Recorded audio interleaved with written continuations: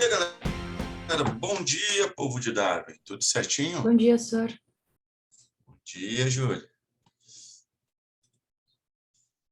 Bom dia, Gabriel. Bom dia, gente. Bom dia, Carol. Bom dia, Pablo.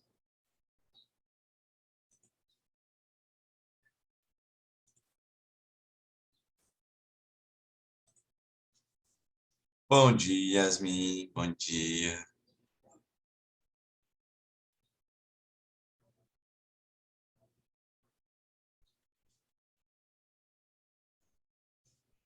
Claro que posso gravar a aula. Já coloquei para gravar.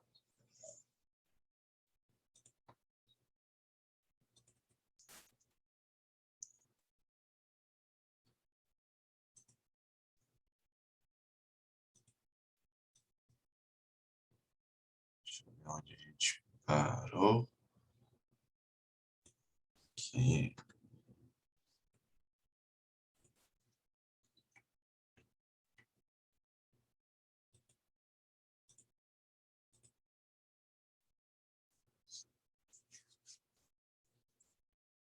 Todo mundo de cafezinho tomado? Todo mundo prontinho?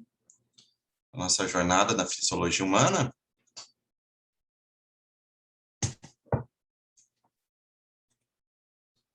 Opa! Então,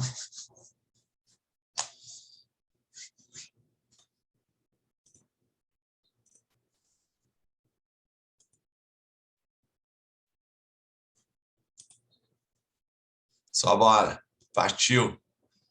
Partiu fisiologia humana. Ajeitar a minha área de trabalho aqui. Ô, senhor, Oi, fale. tem algum sistema da fisiologia que cai mais no Enem? Ou é variado? Tem alguns que costumam cair um pouco mais, como o sistema imunológico, o sistema endócrino, sistema... aí já começa a diminuir. Sistema digestório, cardiorrespiratório, esses aí daí já cai bem menos. Sistema nervoso, por incrível que pareça, não cai tanto. Até faz um bom tempo que não cai, então eu diria que pode vir a aparecer aí, né? Já que faz um bom tempo que ele não aparece. Então, mas é a temática toda da fisiologia. Eu vejo muito a geral se preocupando com histologia, por exemplo. Eu me preocuparia muito mais com fisiologia do que com histologia. Tá? Então, costuma aparecer bem mais. Certinho? Bom, a gente está em sistema endócrino, né? E a gente tinha conversado a respeito. Deixa eu voltar aqui alguns slides. Tá? Exatamente sobre os hormônios da nossa glândula mestra, né, a pituitária.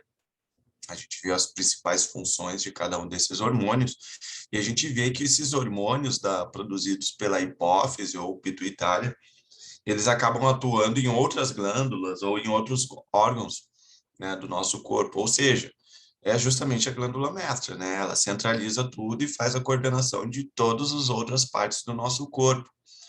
A gente viu também que ela está intimamente relacionada ao nosso sistema nervoso, uma região do nosso cérebro, do diencéfalo, mais especificamente, que é, né, o hipotálamo. E continuando aqui, vamos ver então alguns alvos, né, desses hormônios que são produzidos pela hipófise, e começando pela tireoide, e juntamente a paratireoide. Então, a tireoide ela é estimulada pela nossa glândula hipófise através de um hormônio denominado de TSH. Então, um hormônio estimulante da tireoide. Quando a tireoide ela recebe esse hormônio, o estímulo desse hormônio, a tireoide vai acabar produzindo três tipos de hormônios, né?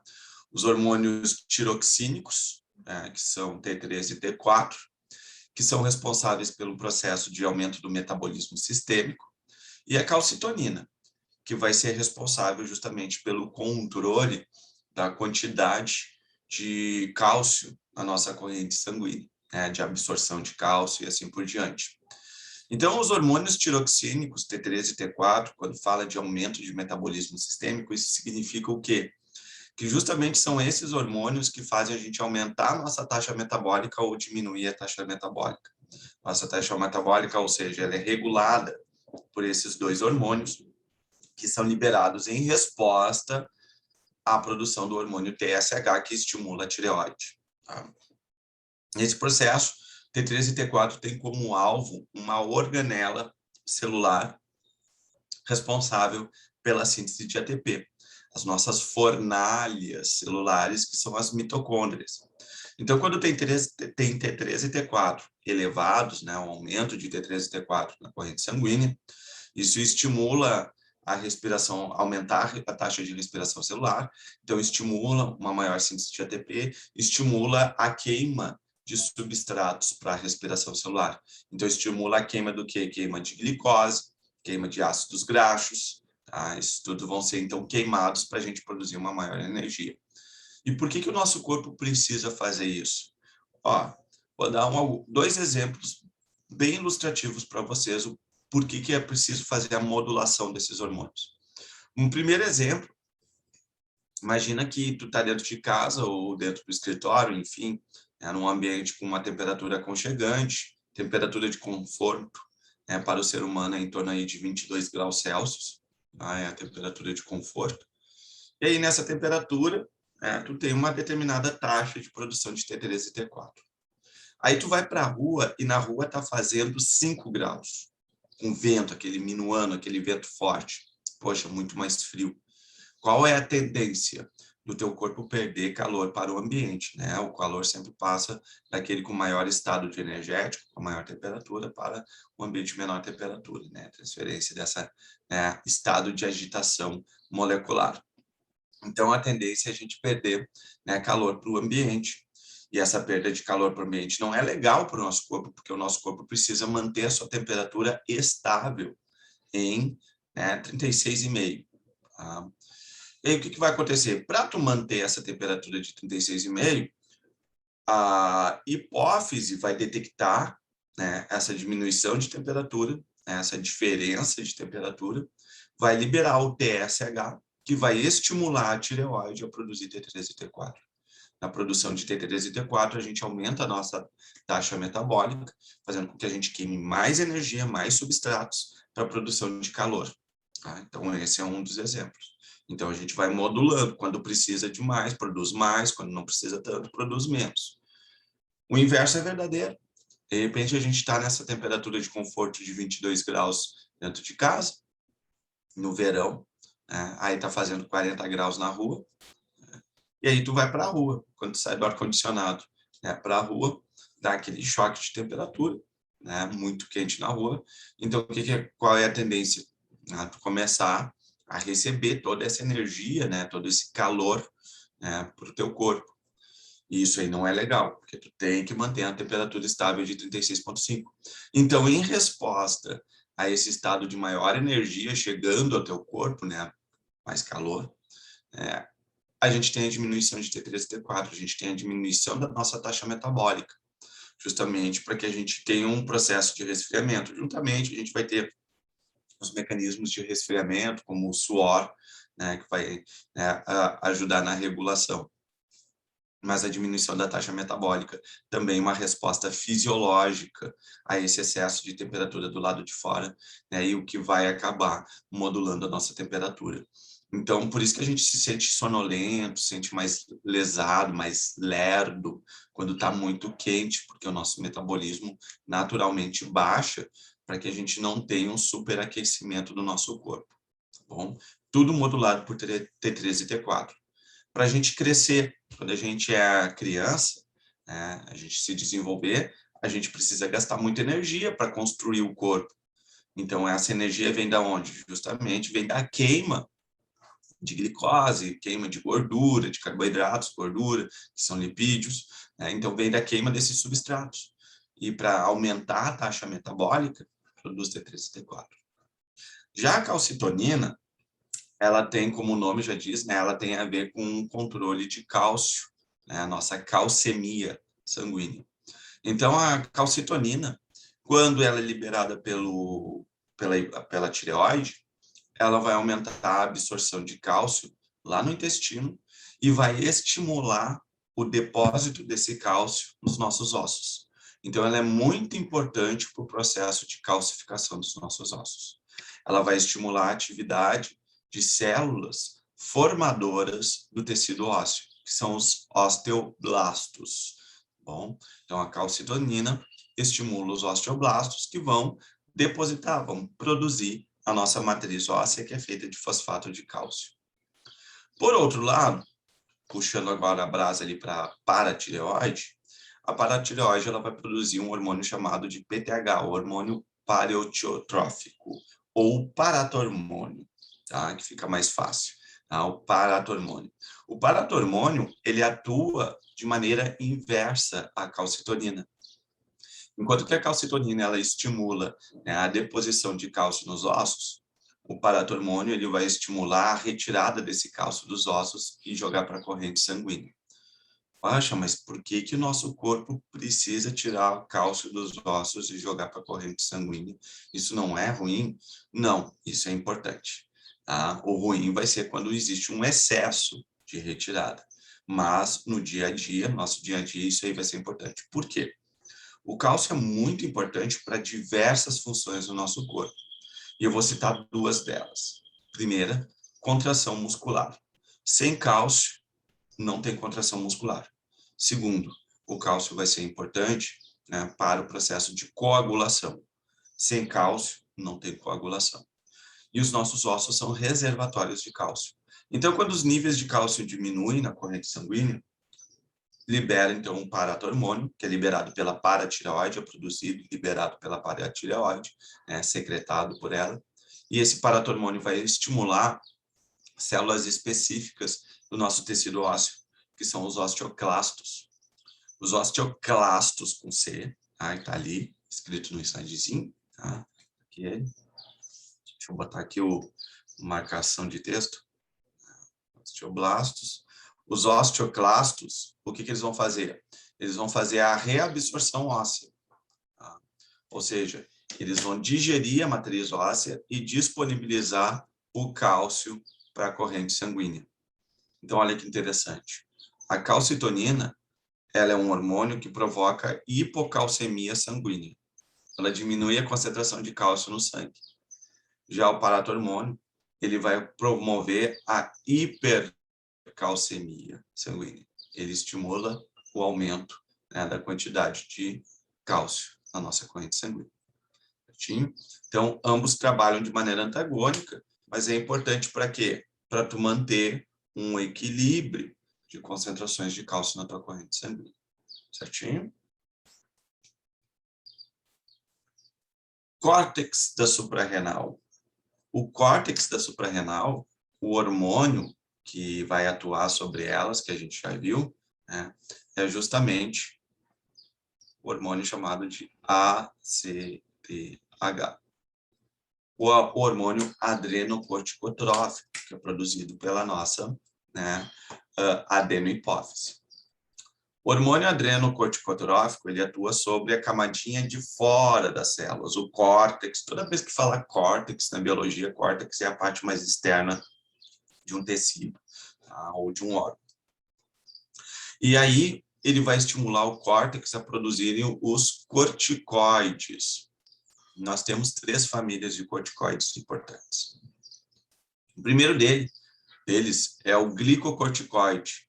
E como o nome já diz, glico, né? Ele quer dizer de glicose. Tá? Glicose. Os glicocorticoides, eles são muito importantes para fazer a manutenção da glicose na nossa corrente sanguínea, juntamente com o glucagon, tá? Que é um outro hormônio importante para a manutenção da quantidade de glicose, e a insulina, que também é um hormônio que controla a quantidade de glicose. Então, os glicocorticoides, olha ali, aumentam a disponibilidade de glicose no sangue. O cortisol, que é um glicocorticoide, que também é conhecido como cortisona, o hormônio do estresse, tá? É um nome, né, popular dele, tá? Ele é um hormônio catabólico. Tá? Dito catabólico por quê? Porque ele vai promover esse processo denominado de gliconeogênese. E o que é a gliconeogênese? Vamos lá, vou botar um cenário para vocês para a gente entender a ação dos glicocorticoides. Quando tu dorme, tu fica aí em torno de... Eu tô ficando em torno de 5 horas, eu não consigo dormir mais do que 5 horas, tá? Mas geralmente são 6, 7 horas de sono, 8 horas. Final de semana a gente chega até 12, né? Mas a gente vai botar aí uma média de 8 horas de sono. Durante essas 8 horas, tu te alimenta? Você se alimenta, né, durante o sono?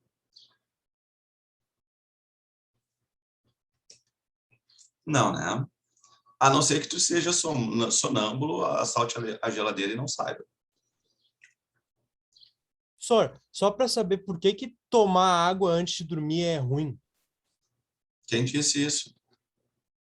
Ah, eu já ouvi escutar que, tipo, se tu dormir água, demora mais para dormir. Não tem fundamento nenhum. A única coisa que pode acontecer é que se tu tomar muita água antes de dormir, tu vai estar dormindo e vai dar vontade de mijar. Aí tu vai interromper teu sono. Ah, tá, obrigado. Para isso não faz mal nenhum. É importante sempre beber água. Não, é bom, só não dá para tomar demais. Tomar demais aí dá mijadeira no meio da noite, isso não é legal, ainda mais no inverno, né? Levantar no inverno, no frio, vai ter que mijar, é a coisa mais desagradável do mundo. É o único sonho que se torna realidade, exatamente, também, né? Imagina, daí tu tá no meio do teu sono, tu tá no meio da balada, vou ali na balada, vou ali fazer um mix, né? Já volto, gente. Já era. Então, é só por causa disso, mas não faz mal.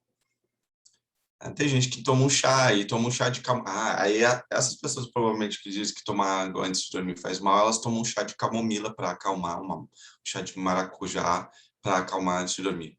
É água.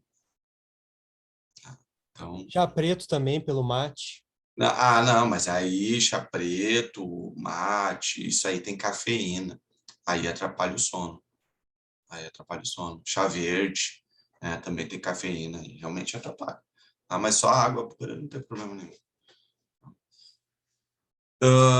Então, excetuando que tu seja sonâmbulo, tá? Tu passa 8 horas sem se alimentar. E 8 horas sem se alimentar é um longo período e o teu corpo precisa de glicose. A grande questão agora é de onde que ele vai tirar a glicose para manter o funcionamento das tuas células. Tá? Ele vai tirar de diversos substratos. Primeiro, ele começa a queimar o glicogênio, tá? Que a gente vai chamar de glicogenólise, tá? Quebra da molécula de glicogênio. Porém, quando os níveis de glicogênio começam a ficar muito baixos, aí o nosso corpo ativa uma outra rota, que é uma rota metabólica, né, de emergência, para manter as taxas de glicose, que é justamente a gliconeogênese. E o que é a gliconeogênese? É a formação de uma formação de glicose a partir de outros substratos, que não são substratos de carboidratos, que vão ser o quê? Aminoácidos e ácidos graxos. Então, a gliconeogênese, nosso corpo quebra a proteína para pegar os aminoácidos e transformar esses aminoácidos em glicose. E quebra gordura, ácidos graxos, para transformar em glicose. E assim a gente manter a nossa concentração de glicose adequada. Tá? Isso ocorre quando? Quando a gente está num estágio de privação alimentar por longo tempo. Tá? Gliconeogênese. Por isso que a gente diz que o cortisol é um hormônio catabólico. Tá? Um hormônio catabólico, né? Que promove a gliconeogênese. Mas, olha só o detalhe, a gliconeogênese é um metabolismo anfibólico. Tá? O que significa dizer? Ele quebra uma coisa para construir outra coisa. Tá? Então, ele quebra a proteína para construir glicose. Tá? Então, esse processo é um processo de emergência. Né? É por isso que maromba, que nem eu, né, se preocupa em fazer uma boa alimentação de noite. Né? Para quê? Para justamente não entrar em estado de catabolismo proteico durante o sono. Tá? Existe, né, tu faz uma alimentação adequada, claro, tu não vai te entupir de coisa, né, para manter, mas tu tem que saber o que é que tu vai jogar para dentro do teu corpo para que tu mantenha, né, o teu estado de manutenção de glicose por mais tempo. Então, é muito importante, por exemplo, tu ter uma ingesta aí de carboidratos complexos, de digestão lenta, para que daí tu mantenha essa glicose, né, sendo liberada ao longo de toda a noite, tá? Lentamente, e assim tu diminua o teu evento de catabolismo. Sei lá, claro, tu não vai te empanturrar, né, desses carboidratos complexos, né, mas tem algumas outras alternativas, mas aí é caro e só para atleta mesmo, tá? Atleta mesmo, atleta de verdade, não é um praticante. Que, por exemplo, vai ter a caseína. Caseína é uma proteína do leite que tem digestão muito lenta, então ela acaba ajudando a evitar o catabolismo, por exemplo. Mas aí é só para atleta top mesmo. Para nós, meros mortais, não. Bom, e por último, a ação dos glicocorticoides, da cortisona, do cortisol, esse aqui, né, a galera que tem alergia sabe bem, né? Sistema imune. Os glicocorticoides, eles inibem a atividade do sistema imune, ele diminui a atividade do sistema imune. Então, quem tem alergias, né, alergias fortes, toma ali, precisa tomar, por exemplo, uma dexametasona. A dexametasona é um glicocorticoide. E aí ele corta justamente a ação do sistema imunológico. Quem tem doenças reumáticas, que são doenças autoimunes, por conta da atividade descontrolada do nosso sistema imunológico, vai tomar glicocorticoides. Tá? Então, ele inibe a atividade do nosso sistema imunológico. Tanto é que a dexametasona é utilizada já em casos clínicos de tratamento de COVID para aqueles casos em que a pessoa já está com comprometimento severo dos pulmões, tá? Está hospitalizada, não é para tomar em casa, tá? É casos gravíssimos. Por quê? Porque nesse caso, o sistema imune está tão ativo, está tão enlouquecido querendo se livrar do COVID, que ele destrói todo o pulmão da gente. O próprio corpo se destrói. Então, para dar uma acalmada no sistema imunológico, se utiliza dexametasona nesses casos. Se tu utilizar antes, aí tu pode se lascar, porque tu vai evitar com que o teu corpo ataque justamente o vírus invasor, se livre do vírus invasor. Aí tu agrava a doença, em vez de ajudar no processo de tratamento. Bom, o outro hormônio que a gente vai encontrar aqui é um mineralocorticoide denominado de aldosterona. E a aldosterona, ela é responsável pela reabsorção de sódio e secreção de potássio. Esse processo de reabsorção de sódio lá nos nossos rins, ele é muito importante para o controle da pressão arterial, tá? Ele vai estar nos néfrons, né? O alvo dele é os néfrons. Então, por que ele controla a pressão arterial, a aldosterona? Gente, se tu reabsorve mais sódio, em vez de mandar esse sódio embora, tu reabsorve e joga ele de volta para a corrente sanguínea, mais sódio na corrente sanguínea leva junto com ele, por osmose, mais água. E se tu tem mais água na tua corrente sanguínea, tu tem um aumento da volemia sanguínea, do volume do sangue. Aumentando a volemia, tu aumenta a pressão arterial. Então, ele é um sistema, ele é um hormônio importante para a manutenção da nossa pressão arterial. Tá? Sem ele, a pressão arterial vai lá embaixo. Então, aquelas pessoas que têm pressão baixa, dá um calorzinho aí de 25, 26 graus, já está revirando o zoinho aqui, quase desmaiando, tá? Muito provavelmente, tá? Não vou dizer certamente, mas muito provavelmente, tem aí alguma deficiência na produção de aldosterona ou tem alguma quantidade insuficiente de receptores de aldosterona, ou excesso, melhor dizendo, de receptores de aldosterona, logo não há sensibilização da aldosterona de maneira adequada. Aí a pessoa não reabsorve muito sódio. Se não reabsorve muito sódio, a pressão cai. E vocês sabem que o sódio promove hipertensão, aumento da pressão arterial. Vocês já sabem, acredito que vocês saibam disso, que comer, né, uma dieta rica em sal pode provocar hipertensão. Então, essa é a ação do sal. O sal promove uma hipertensão, por quê? Porque ele atrai molécula de água. Onde o sódio vai, a água vai atrás.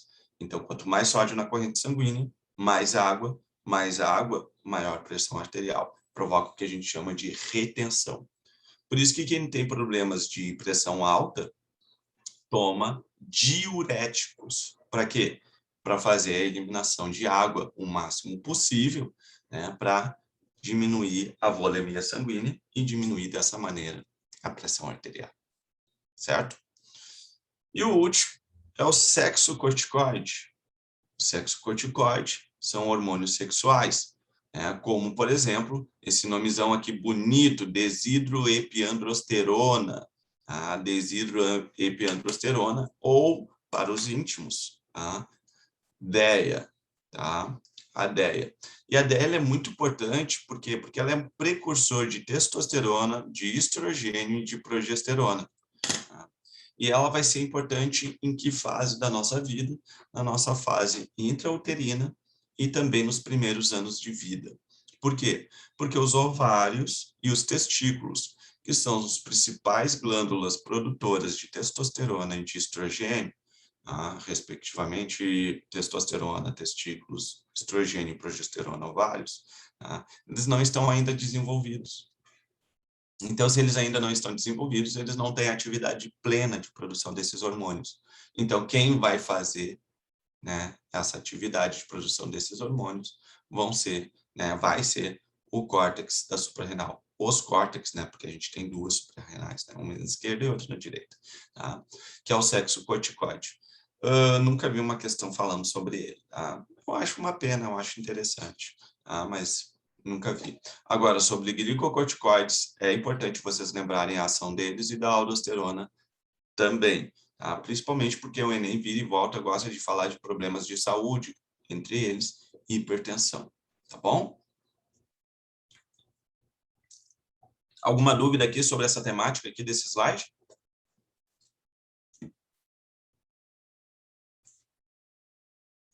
Não? Ótimo. Então, vamos para o próximo. Pâncreas. Tá? Pâncreas, gente. Esse aqui o Enem adora falar dele. Tá? Adora falar do pâncreas. Tá? Principalmente quando o assunto é diabetes. Tá bom? Bom, primeiramente, antes de falar de diabetes, a gente tem que falar como é que funciona o pâncreas. Né? O pâncreas, na verdade, é uma glândula anfícrina. Isso significa o quê? Ele tem uma atividade exócrina e uma atividade endócrina. Como a gente está falando de sistema endócrino, eu vou me referir à atividade endócrina dele. E a atividade endócrina dele reside justamente na produção, né, de dois hormônios. Quem são esses hormônios? Nós vamos ter a insulina e o glucagon.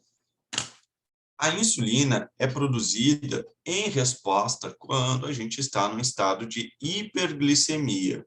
Tá? Então, quando a gente está num estado de hiperglicemia sanguínea, tá? Ou seja, tem mais glicose na nossa corrente sanguínea, o pâncreas secreta a insulina. O que essa insulina faz?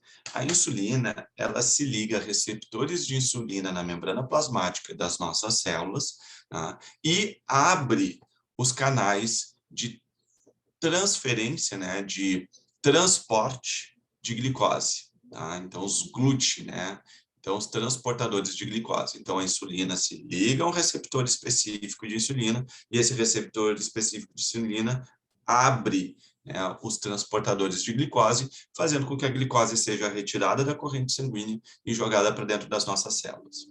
Lá dentro das nossas células, a glicose vai ser transformada em glicogênio e o glicogênio é a forma de estoque de carboidratos, né, nas nossas células, no fígado e nos músculos. Logo, a gente costuma dizer que a insulina é um hormônio anabólico, tá? Ela promove o processo de anabolismo, tá bom? Anabolismo. Já o glucagon, ele vai ser secretado quando a gente tiver em um estado de hipoglicemia sanguínea. tá? E o estado de hiperglicemia, quando tem baixa quantidade de glicose na corrente sanguínea, ou seja, naquele período em que tu não está se alimentando. Então, o pâncreas vai secretar o glucagon. O alvo do glucagon é o fígado, tá? Principalmente o fígado. Tá? Então, vou deixar escrito aqui, ó, alvo é o fígado. E lá no fígado, o que o fígado vai fazer? Ele vai pegar o glicogênio, vai quebrar o glicogênio, então vai liberar glicose que vai para a corrente sanguínea, aumentando os níveis de glicose na corrente sanguínea. Então, tu faz o equilíbrio, né? Quando está baixando a glicose, vai lá, libera glucagon para quebrar o glicogênio e aumentar os níveis de glicose novamente na corrente sanguínea. Então, tu fica sempre, né, nesse jogo, glucagon, insulina, glucagon, insulina, glucagon, insulina, tá? Isso ao longo de todo o dia, beleza?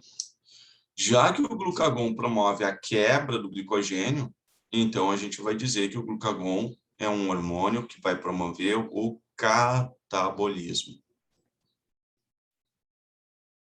É um hormônio catabólico, tá bom? Bom, e sobre diabetes, né? O que tem a ver diabetes com essa história? Existem dois tipos de diabetes que é importante da gente saber, né? A gente tem a diabetes do tipo 1, que são os casos de pessoas, são os casos de pessoas, né, que têm um problema congênito e não produzem insulina. É um problema genético, congênito, tá? Então, vamos deixar anotadinho aqui, tá? Então, diabetes do tipo 1, tá? Ela é congênito, a pessoa nasce com essa condição, tá? E a gente costuma dizer, né, que é o caso de pessoas insulino dependentes. Tá? Diabetes do tipo 1, elas são dependentes de insulina porque elas não produzem insulina, tá bom? E existe o segundo caso, que é o tipo 2,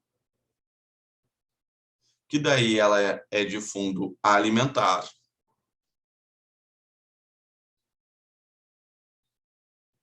tá? E a gente vai dizer que essas pessoas são insulino resistentes.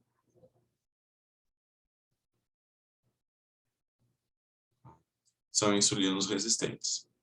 Isso aqui corresponde a 10% dos casos de diabetes no mundo, esse aqui corresponde a 90% dos casos de diabetes no mundo. Então, o que isso significa, gente? Que a diabetes do tipo 2, ela tem a ver com um péssimo hábito alimentar que a nossa sociedade desenvolveu. A gente chegou a uma etapa da nossa civilização que morre muito, mas muito mais gente em decorrência de problemas alimentares, no sentido de péssima alimentação, muita gordura, açúcar, etc., do que de fome. Exatamente. Morre mais gente porque come demais do que pessoas que não comem, tá? Por incrível que pareça. A gente conseguiu chegar a esse status, tá? Então, o que vai acontecer? Nas pessoas que têm a diabetes do tipo 2, ela vai consumir tanto carboidrato, é aquele tipo assim, ó, tá lá os pais, tá, e uma criança. Aí, a criança tá chorando. Aí, o que os pais fazem para a criança parar de chorar? Dá um biscoito. Aí, a criança, logo em seguida, começa a chorar de novo. Aí, o que eles vão lá? Vão lá e dão um sorvete. Aí, eles dão um chocolate. Toda vez que a criança faz um os pais vão lá e socam doce na criança. Aí, no café da manhã dessa criança, que não é um café da manhã, né? É uma bomba de glicose, a criança toma aquele copão de Nescau, né? Que é um copo de 200 ml com 5 colheres de sopa de Nescau ali, né? Vira um caldo, aquilo ali. Então, essa, fora, né, 2 fatias de pão, isso aqui eu estou sendo bem comedido, né? 2 fatias de pão com uma generosa camada de doce de leite. Esse é o café da manhã dela. Tá? Em seguida, né, esses pais, né, a criança vai comer essa bomba de glicose, a insulina dela está lá em cima, né, por causa disso, né, lá em cima. Em seguida, vai vir, a hora do almoço. Tá? Na hora do almoço, qual é o prato dessa criança? O prato dessa criança vai ser macarronada, tá? Vai ser miojo, né? Vai ser carboidrato em cima de carboidrato e mais carboidrato. Né? É isso que a criança vai comer, somente carboidrato. Claro, para ajudar a digestão, né, os pais dessa criança colocam uma Coca-Cola, tá? Para ajudar a descer a comida, mais açúcar ainda. Então, insulina, novamente, né, lá nas alturas, tá? Muita insulina. Obviamente, não dá para fechar um almoço sem comer aquela sobremesa. Então, vem aquela fatia de pudim desse tamanho, obviamente com mais alguns copos de Coca-Cola para ajudar a descer, né, esse pudim. A criança está satisfeita? Não, porque o alto índice de insulina que é produzido, logo em seguida, as taxas de glicose já caem e a criança vai sentir fome de novo, porque ela está comendo açúcares de rápida digestão, de rápida absorção. Então, logo em seguida, em questão de 2, 3 horas, por mais que ela tenha devorado um pratão de macarronada, ela vai sentir fome. E aí, o que vai acontecer? Ela vai começar a fazer manha. Aí, o que o pai faz? Ou a mãe, enfim, os pais, né? Fazem, socam mais comida na criança. E assim ela passa o dia inteiro. Isso foi um único dia, eu nem cheguei ao final do dia. Eu nem falei no lanche da tarde, e nem falei na janta, e nem, né, naquele copão de Nescau antes de dormir. Não, com leite quentinho, leite integral ainda. Tá? Não comentei sobre isso, mas você já pode imaginar. Agora, tu pensa esse tipo de dieta, tá, ao longo de muitos anos. Ao longo de muitos anos. Essa criança, de tanta glicose que é jogada para dentro do corpo dela ao longo do dia, e aí ao longo dos dias, e aí ao longo das semanas e meses, vai fazer com os receptores de glicose, desculpa, os receptores de insulina não funcionem mais. Quando tudo que é demais, o corpo cansa. Então, por mais que o pâncreas produza a insulina, o corpo se torna resistente à insulina. E se o corpo se torna resistente à insulina, ele não abre mais os transportadores de glicose. E toda essa glicose vai ficar parada no sangue, aumentando as taxas de glicemia sanguínea. E, se for detectado inicialmente, vai ser o quadro que a gente diz de pré-diabetes. Se não for tratado, essa criança se torna diabética, né? Ou esse adolescente, ou esse adulto, que seja, tá? Se torna um diabético do tipo 2, porque ele fica resistente à insulina. E esse corresponde a 90% dos casos de diabetes no mundo. É reversível? Sim. Com dieta, é reversível se detectado a tempo. Se não for detectado a tempo, o pâncreas literalmente derrete. Tá? O local onde ele produz a insulina deixa de funcionar. E aí, parabéns. De diabetes do tipo 1, você passa a ser um diabético, de diabetes do tipo 2, você passa a ser um diabético do tipo 1, porque o teu pâncreas foi destruído por conta do excesso de glicose. E aí, tu vai ser um insulino dependente para o resto da vida. Mas tu era um diabético do tipo 2 inicialmente. Tá? O pâncreas é o único produtor de insulina. Tá? Então, não tem um substituto para ele. O pâncreas deixou de fazer a insulina, acabou. Acabou para a história, tá bom? Então, nesse caso, tá, a gente tem aí as pessoas do tipo 2, insulino resistente, tem que modular depois com dieta, tá? Fazer dieta para justamente reestimular o teu corpo a reconhecer a insulina. Tá? A do tipo 1, só ressaltando aqui, a do tipo 1 é congênito. A pessoa nasce com esse problema. Então, ela não produz a insulina. Do tipo 1, a pessoa não produz insulina. A do tipo 2, a pessoa produz insulina, só que o corpo não reconhece mais a insulina por conta dos hábitos alimentares. Tá? Como identificar diabetes? Teste de sangue. Tá? Faz exame de glicemia. Faz o teste de glicemia. Tá? Vai no laboratório e faz o teste de glicemia. Tá? Então, tá? É isso aí, a questão do pâncreas e a questão da diabetes. Fiquem muito atentos, né, a essa questão, que ela pode vir a aparecer aí para vocês. Certinho? Ficou claro aqui? Alguma dúvida? Pergunta?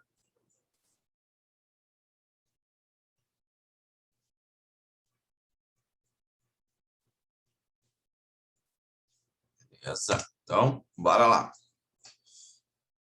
Sistema digestório, tá? Então, vamos para o nosso sistema digestório. Sobre o sistema digestório, a minha dica logo de largada é a seguinte. Gente, revisa a bioquímica. Vai precisar revisar a bioquímica. Por que que vai precisar revisar a bioquímica? Porque grande parte das questões sobre o sistema digestório, elas residem sobre a questão de o amido. O que que o amido é? É um carboidrato? É um lipídio? É uma proteína? Quando tu quebra o amido em maltose, o que que a maltose é? Ela é um disacarídeo, um oligosacarídeo, né? No caso, é exatamente. Né? Quando tu quebra a maltose, tu gera o quê? 2 moléculas de glicose. Quando tu quebra ácidos graxos, não, lipídios, tu gera glicerol e ácidos graxos. Né? Então, a gente vai ter essas relações aí com a parte da bioquímica. Né? Então, eu vou comentando aqui ao longo da fala a respeito do sistema digestório, né, essas questões importantes aí. Deixa eu fazer um ajuste aqui nesse slide, para ter um pouquinho mais de espaço. Pronto. Assim. A hipoglicemia afeta a nível... não entendi a pergunta, não entendi a pergunta. A hipoglicemia afeta o nível a nível endógeno? O que que tu quer dizer com endógeno?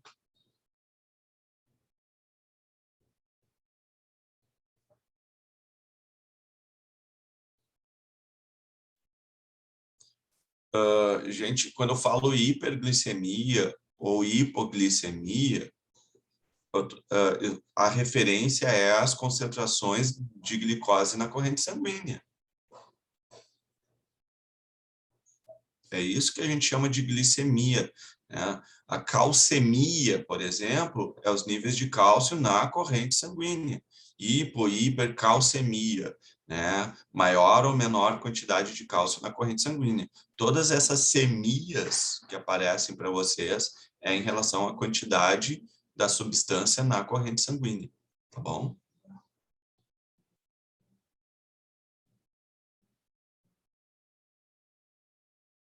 Entendido?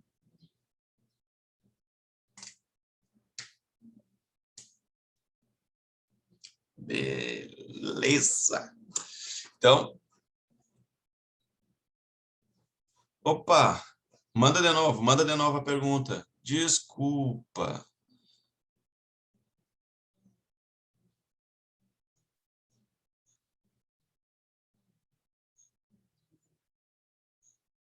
Mas gostei da tua pergunta, porque a tua pergunta se responde, né?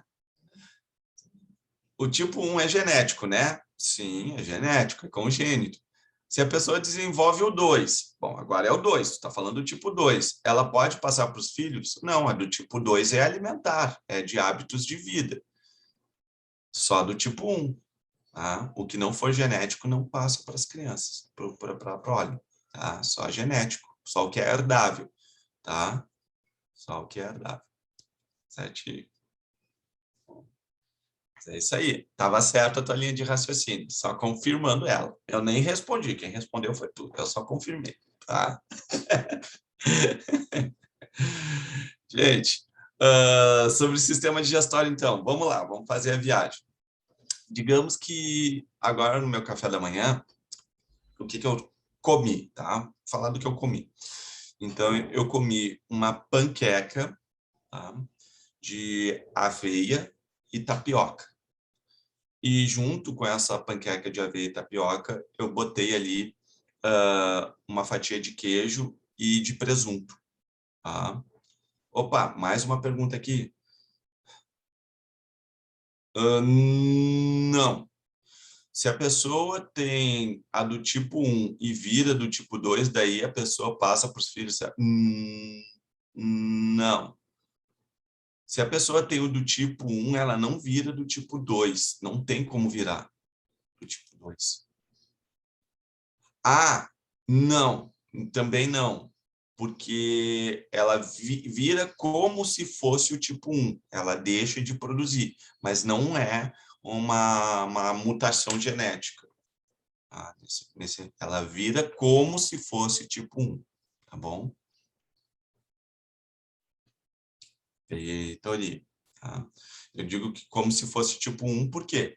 Porque ela nunca mais vai produzir insulina. Ela vira insulino dependente, tá? Nesse caso. Mas não que seja genético, não está na informação genética dela, que vai ser hereditária, tá? Como é que é? Todo monstro é Masterchef. Tem que ser, né? Tu tem que ser Masterchef. Se tu é monstro, tem que ser Masterchef, porque não dá para tu comer frango e arroz com brócolis todo santo dia e não enjoar. Então tu tem que ter umas técnicas aí de fazer uns molhos diferenciados, né? Uma sobremesa diferenciada, um café de manhã meio diferente também, porque senão não dá certo, tu não aguenta.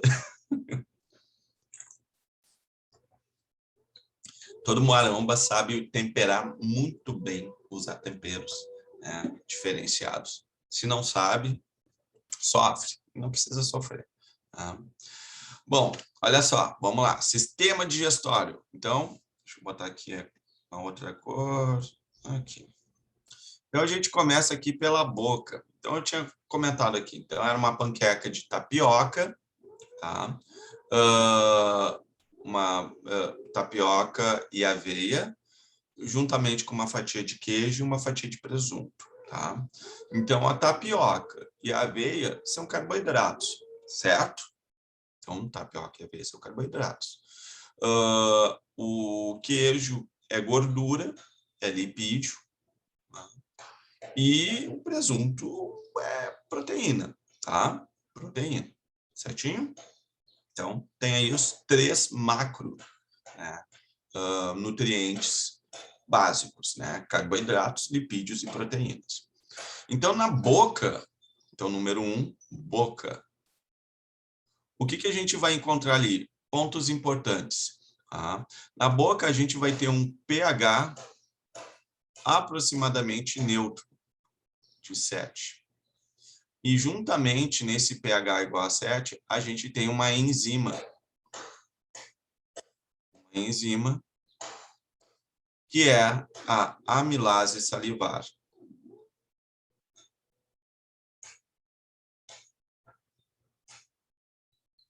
O que a amilase salivar faz? A amilase salivar, ela vai converter o amido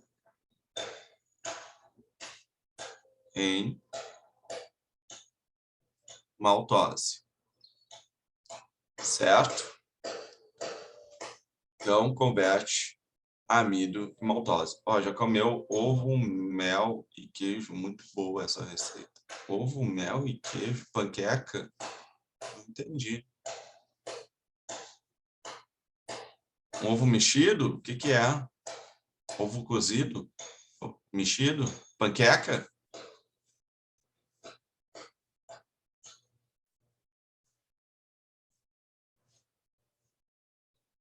Deve ser boa. Deve ser boa. Experimentar.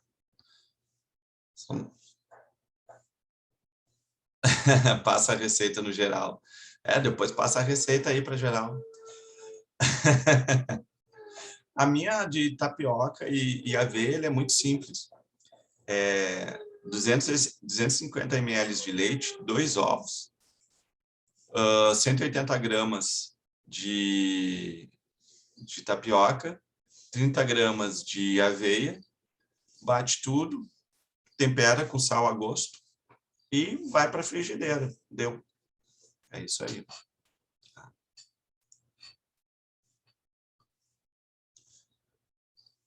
Bom, voltando aqui, ó, a amilase salivar converte, então, o amido em maltose. E vejam, é muito importante vocês lembrarem do pH dela, tá? Então, a gente tem aqui, deixa eu botar em vermelho, é um pH neutro, tá? Aqui, um pH neutro. Em seguida, o que vai acontecer? Tu mastiga, tá? E vejam que eu só tenho ali, né, o processo de digestão química dos carboidratos, tá? Então, aqui na boca, eu tenho a digestão mecânica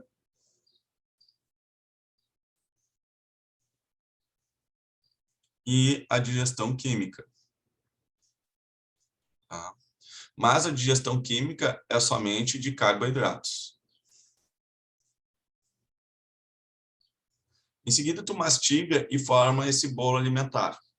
Esse bolo alimentar vai descer pelo esôfago e vai chegar até o próximo compartimento de digestão, que vai ser o estômago. O estômago, tá? Ele vai ter um pH de aproximadamente 2.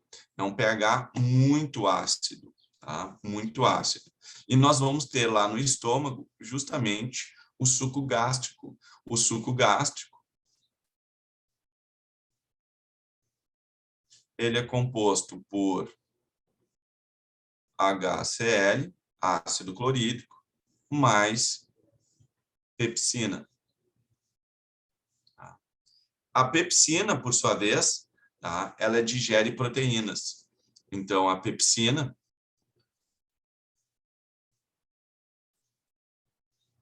ela vai atuar como? Tá?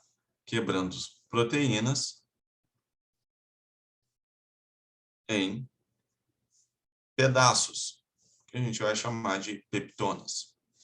Nesse processo de ação do suco gástrico no bolo alimentar, o bolo alimentar ele passa a se chamar quimo, tá? Então, isso aqui é um outro evento que acontece, o bolo alimentar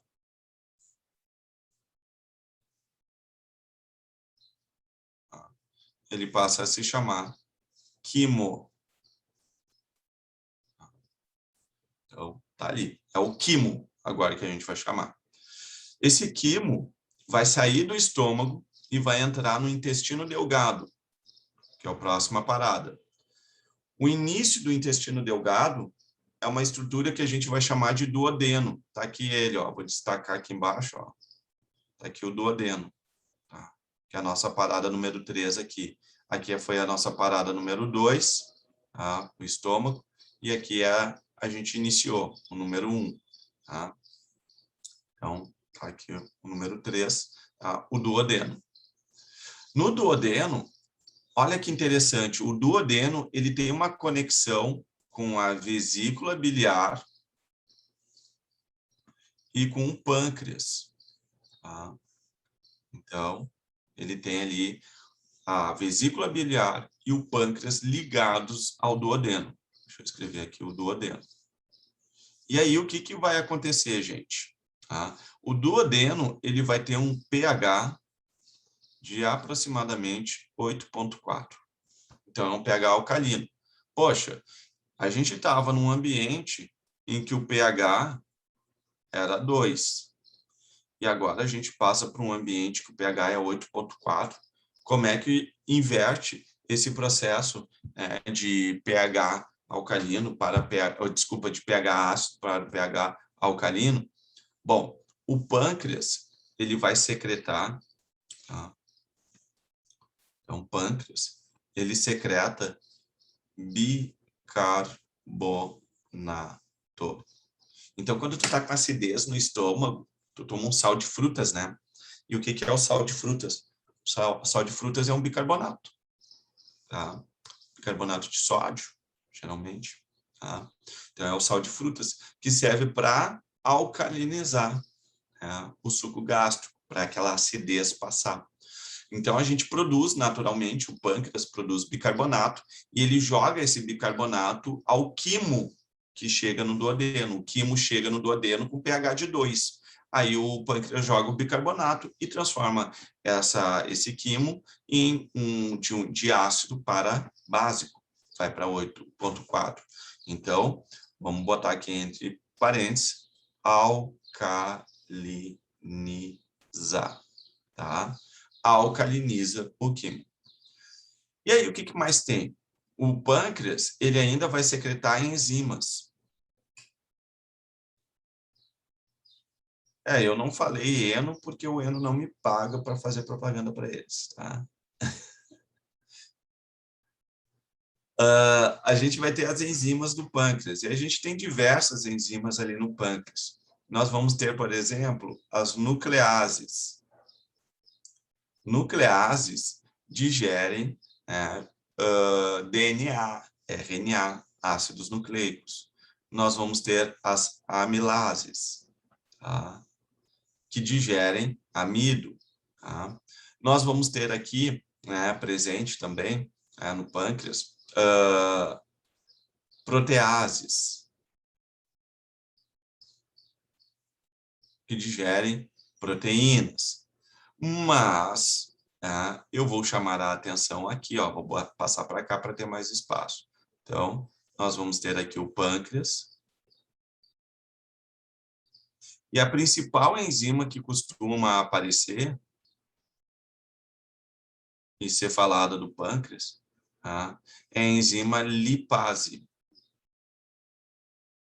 que atua justamente digerindo lipídios, óleos e gorduras, transformando esses lipídios em glicerol mais ácidos graxos, que serão absorvidos pelo intestino. A gente já está no intestino delgado, então quebra e já faz, a absorção do glicerol e dos ácidos graxos. E para essas lipases atuarem, elas têm a ajuda, recebem ajuda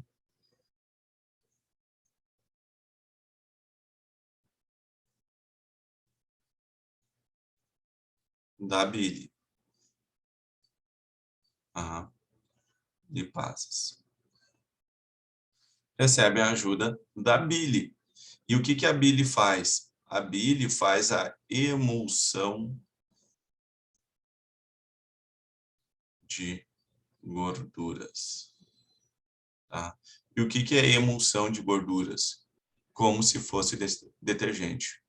Como um detergente. Como se fosse um detergente. Certinho?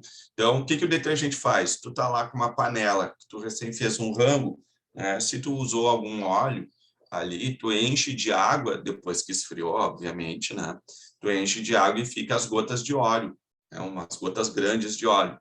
Aí tu despeja, o detergente líquido ali. O que tu vai observar com essas gotas de óleo? Ela vai ficar tudo gotinhas bem pequenininhas. Tá? Então, isso é emulsionar. Faz uma emulsão dessa gordura. E a bile faz isso. Tá? Por quê? Vou fazer um teste aqui com vocês. Eu tenho uma gota de óleo desse tamanho, número 1. E no número 2, eu tenho essa gota de óleo transformada em várias pequenas gotas. Tá? Então, isso aqui é a bile quem faz isso. Tá? Qual tem a maior superfície de contato? Número 1 ou número 2?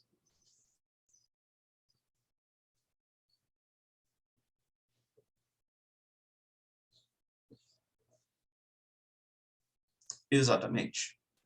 A número 2 tem uma maior superfície de contato. Tá?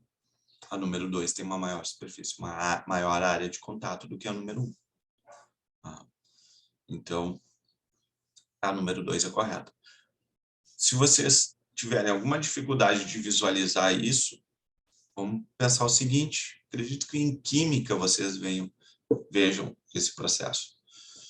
O que enferruja mais rápido e acaba, se desmanchando mais rápido por conta da oxidação? Uma barra de ferro de 10 centímetros por 5 de altura, ou um pedaço de bombril de 10 centímetros por 5 de altura?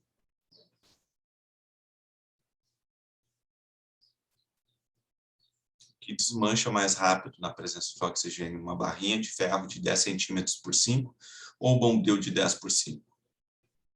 Bombril. Por quê?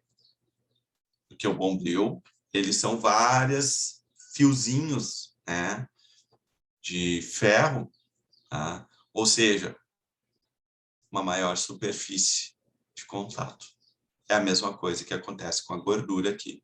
Então, a bile transforma uma grande gota de gordura em pequenas gotas de gordura.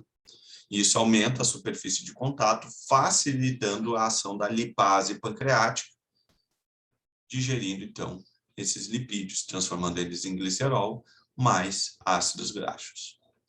Compreendido? Dúvidas aqui?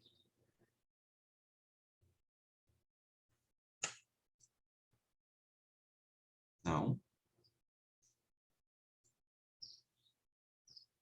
Beleza. Então, seguimos.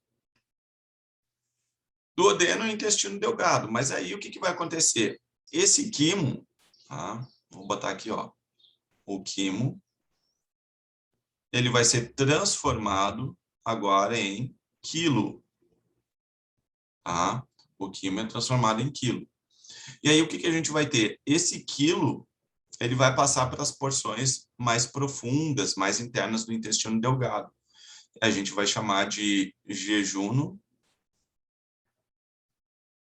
e ilho.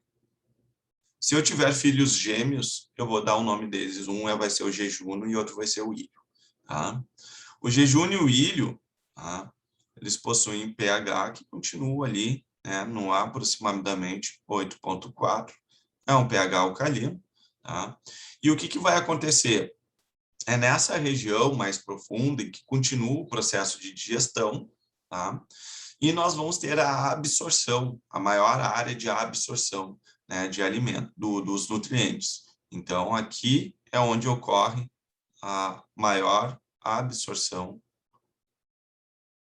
de nutrientes,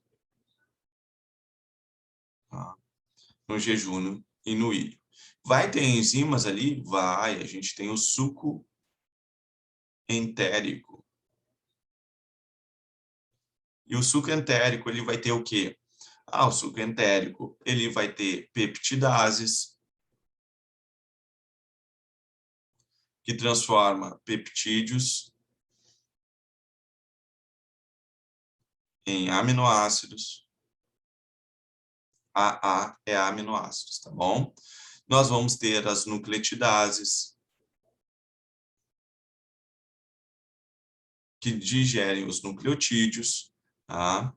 Nós vamos encontrar aqui, tá, presente um grupo muito importante, que eu vou até separar aqui e deixar em destaque, de enzimas de digestão de carboidratos, que são 3. Tá? Eu vou ter aqui a maltase, que digere a maltose. E quando digere a maltose, eu vou ter aqui como resultado, tá, glicose mais glicose. Eu vou ter ali a sacarase,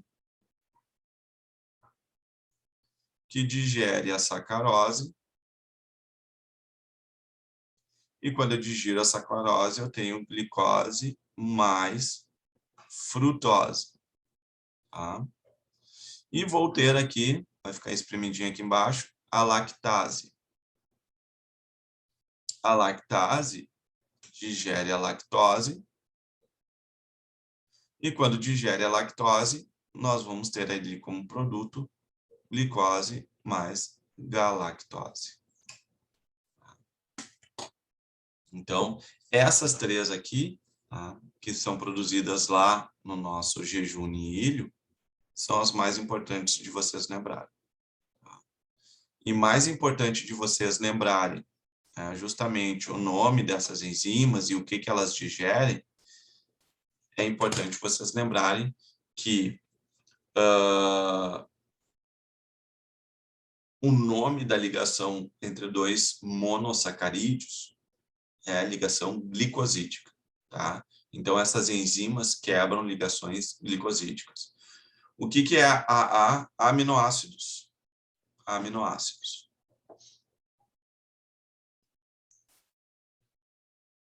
Certinho? Bom, e depois que foi digerido e foi absorvido tudo? Bom, quando sobra o que não é absorvido, acaba caindo, né, no intestino grosso. E lá no intestino grosso, tá, a gente vai ter o quê? Nessa etapa, a formação do bolo fecal. E o bolo fecal, ali naquela região do intestino grosso, não tem mais digestão, tá? Não existe mais digestão. É só a reabsorção. Então, aqui, ó, o intestino grosso serve para absorção de água e sais, tá? Água e sais minerais, formando, então, as fezes. Tá? Aí, depois, a gente tem ali o reto, e depois do reto, né, vai para o vaso. Acabou a história. Tá? Fim de história. Então, no intestino grosso, a absorção de água e de sais minerais. Tá? É a principal função ali. Então, quando tu bebe um copo d'água, a absorção dessa água ocorre no intestino grosso. Tá? É lá no intestino grosso que tu absorve essa água. Ela não vai direto para tua bexiga, tá bom? Então, quando a gente é pequenininho, a gente deve pensar, né? Bebe água, vai direto para a bexiga. Não.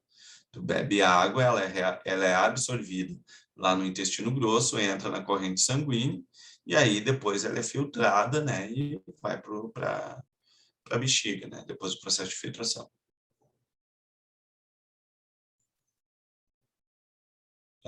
Ela passa, não, ela, como é que é? A absorção da água passa direto para o grosso ou faz todo esse processo e vai sendo negado entre aspas? Não, ela passa por todo o sistema digestório. Passa pela boca, passa pelo estômago, passa pelo duodeno, passa pelo jejum, passa pelo íleo e chega até o intestino grosso. Vai fazer todo o percurso. Tá? Todo o percurso.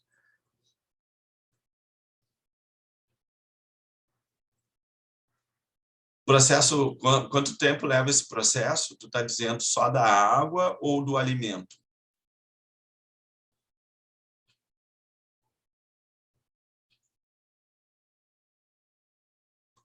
Ah, isso vai depender do alimento. Isso vai depender do alimento. Tem alguns alimentos que são rápida absorção. Isso pode levar o quê?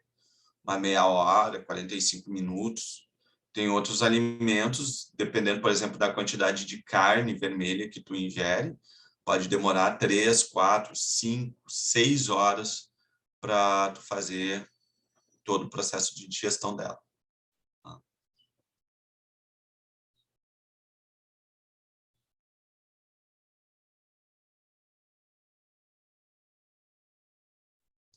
E geralmente, quando tu tem dor de barriga, tá? Dá uma dor de barriga, de diarreia, tá? Não, geralmente, não é do alimento que tu comeu no dia. É do alimento que tu tinha comido no dia anterior. Tá? O que tu está eliminando, na verdade, é um alimento do dia anterior. Muito provavelmente vai ser do dia anterior. Tá? 1 ou 2 dias, tá? Dependendo do caso. Tá? De 1 a 2 dias. Tá? Isso geralmente, não sempre. Tá bom?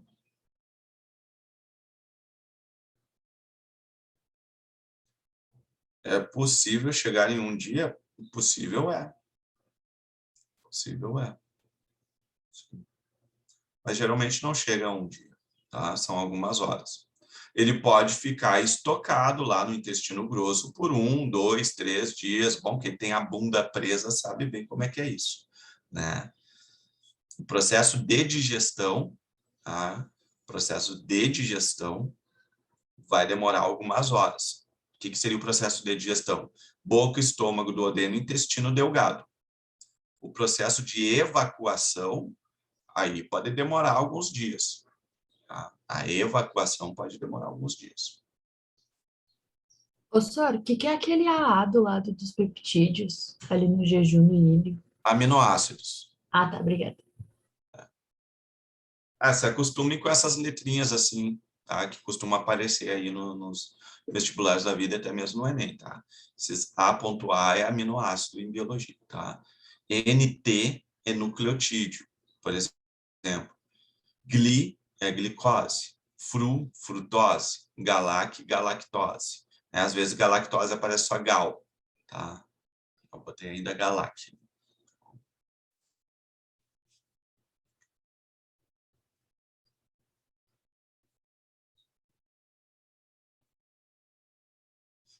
Para testar, dá para tu comer um sabugo de milho e ver em quanto tempo vai aparecer o milho nas tuas fezes. Tá? Dá para fazer esse teste. Ou feijão. Feijão também. O problema do feijão é que ele é escurinho, né? Aí ele fica camuflado, né? No cocô, aí tu não consegue ver direito. Tá? O milho fica um cocô petit pois, né? Então fica parecendo um choquito, né?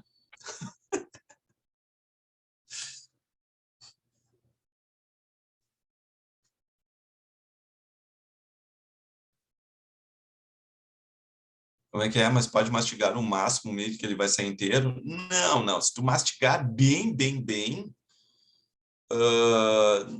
é mais difícil. Mas tu vai ver ali a membraninha, tá? Aquela membrana, né, a casquinha do milho, aquilo ali realmente tu vai mastigar e não vai digerir. Mas o miolinho, que é amarelo, né? A parte do endosperma do milho, aquilo ali daí tu consegue digerir. Porque a parte do endosperma do milho é amido. Amido a gente digere, né?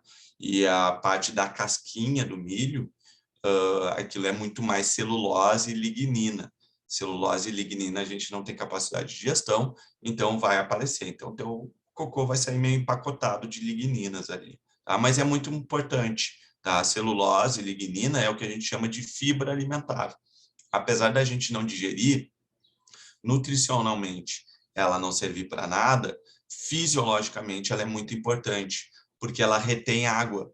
Então ela acaba fazendo com que o bolo fecal ele não resseque, ele fique úmido e assim ele tenha justamente, né, a motilidade pelo intestino grosso, né, mais facilitada, nesse processo. Então ajuda bastante na evacuação.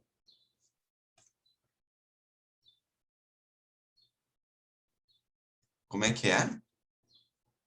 Qual relação de comer enquanto tomar algo, mas é diferente de um café que é quente? Não entendi.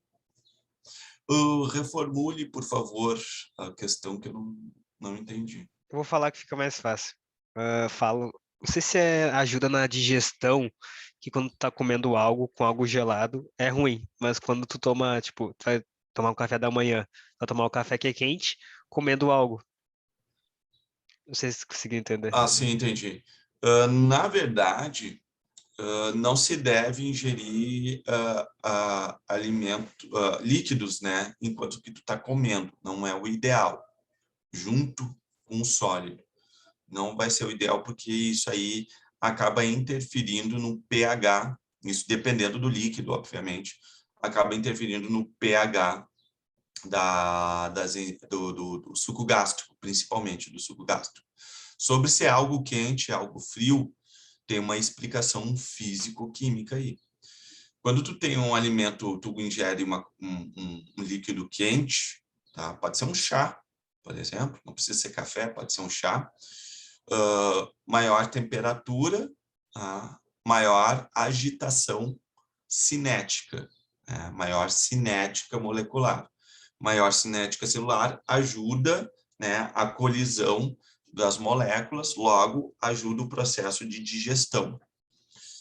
Obviamente, se for muito quente, aí esse calor acaba promovendo a desnaturação das enzimas, né, por causa da temperatura. E aí faz mal também. Tá? Então, não é algo muito... Por isso que não é muito, né, preconizado pelos nutricionistas. Né? Primeiro, tu come, dá um tempinho para o esvaziamento gástrico. O esvaziamento gástrico é bem rapidinho, tá? Em questão de alguns minutos, já esvaziou ali. Claro, isso depende da quantidade de comida que tu ingeriu, obviamente. Ah, mas se tu comer com um ser humano, né, normal, seja lá o que for isso, não, ou seja, não te empanturrar, né, o esvaziamento gástrico ele é relativamente rápido. Aí depois tu pode ingerir, né, uma água, um suco, um café, né, mas não é muito aconselhável. Se eu faço isso, não, eu bebo durante o almoço, tomo um suco, né, tomo água enquanto estou fazendo a refeição. Eu sei que não é o ideal, mas tomo, né? Se for o suco de laranja natural, interfere muito na digestão? Interfere. Todo líquido vai interferir na digestão, tá? Todo líquido vai interferir na digestão. Certinho? Mas pode tomar. Não vai ser algo, meu Deus, eu vou morrer porque eu tomei um copo d'água. Vou ter uma congestão porque eu tomei um copo d'água. Não. Não. Por causa disso.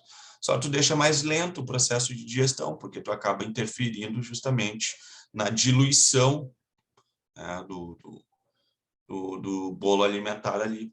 Ele fica mais diluído, tu tem que produzir mais, né, suco gástrico, e aí isso aí pode acabar, né, interferindo no processo de digestão, e dependendo do que tu toma, né, de quanto tu toma, né, aí sim pode fazer algum mal, mas não.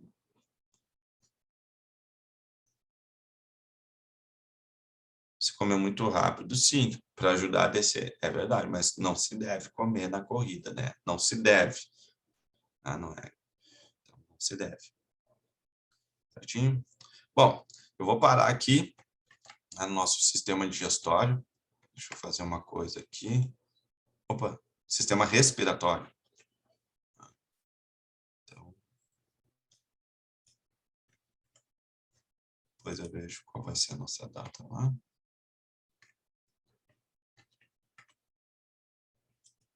E a gente fecha a nossa jornada de hoje. Beleza? Então, próxima jornada vai ser sistema circulatório e respiratório, que a gente vai ver, e depois sistema excretor, para fechar nossa fisiologia humana. Tá bom, gente? Dúvidas? Perguntas? Tá tranquilo, senhor. Tranquilo? Então, galera, deixa aquele forte abraço, um beijo no coração, boa semana para todo mundo. Valeu, gente! Boa, senhor, boa semana.